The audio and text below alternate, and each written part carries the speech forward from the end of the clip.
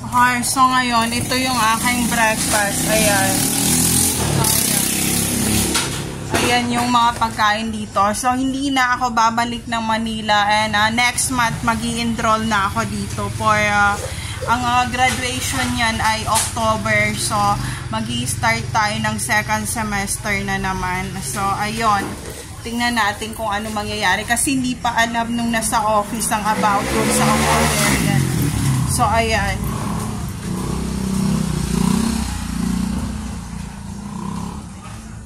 Ayan yung mga pagkain dito. Dito lang to sa labas ng campus. Ayan.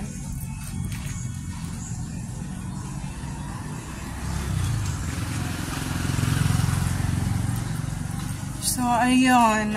Yun ang ating gagawin. And ito yung view dito. And may pa-mirror pa dito.